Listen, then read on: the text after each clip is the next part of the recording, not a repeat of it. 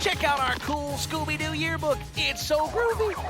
It all started with a senior class, two of the most illustrious members of the art club named Bill Hanna and Joe Barbera. We combined, let's say, our talents, which might have not come out of just, let's say, one person. And so by working together, I think we had more talent there than, let's say, in the average cartoon. Well, there was no dog in Scooby-Doo at the beginning. It was called the House of Mystery or whatever. So why don't we put a dog in there? So the dog was born, no name yet. Then Fred sailed in about midnight from New York. I got the title for the show, Scooby-Doo, Where Are You? So that started the whole Scooby thing. The two creators turned in their thesis. Four hip teenagers and their dog travel around in their psychedelic mystery machine. The story. Each week, the gang happens upon a haunted house or a villain. Just as we thought. The plot. Every episode, Shaggy, Scooby, Fred, Daphne, and Velma expose every eerie incident as just a hoax. He's a master at disguises and wanted in 7 states. That explains a lot. I think the thing that makes that show work is a dog that eats all the time, and his buddy, Shaggy, who also eats. So you have competition between the two of them for food. Uh-huh. They will eat anything that looks like food.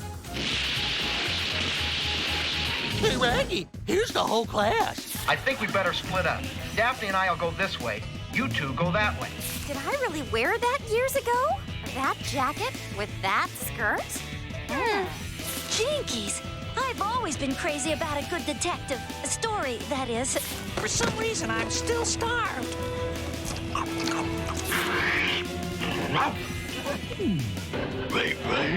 Did you say Great Dane?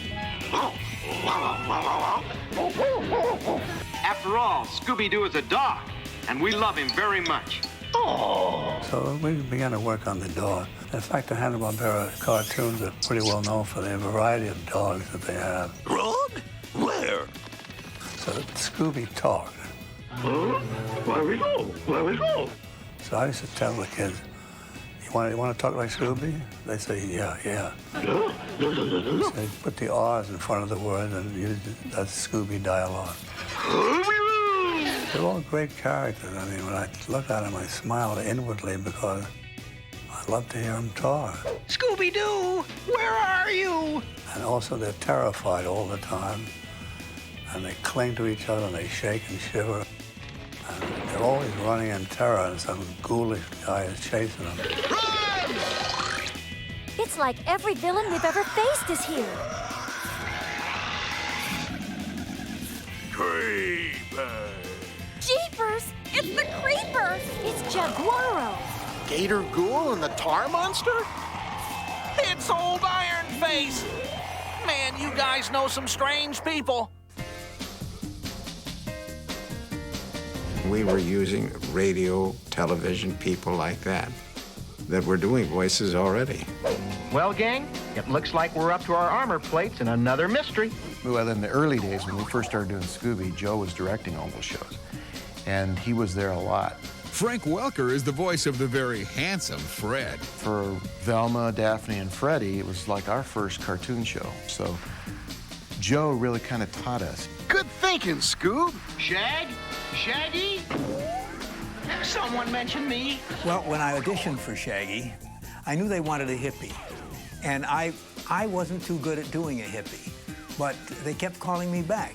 And they called me back a third time and said I had the part.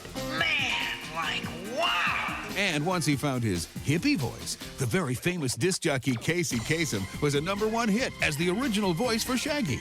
Scoob and I got the food situation covered. All of the qualities of a good drama or a good comedy show, they put in these cartoon shows.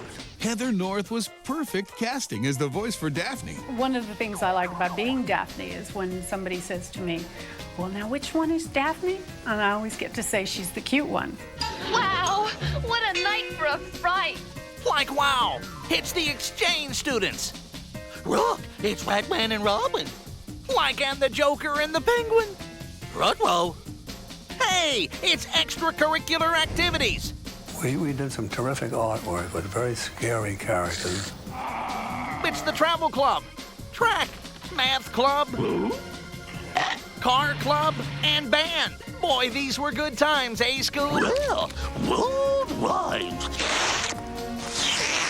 Speaking of old times, look what I have for you, Scooby. But we were always looking for merchandise that could be developed from the show. Scooby Snack. A dog that eats everything needed to have some gimmick, so the snack was born.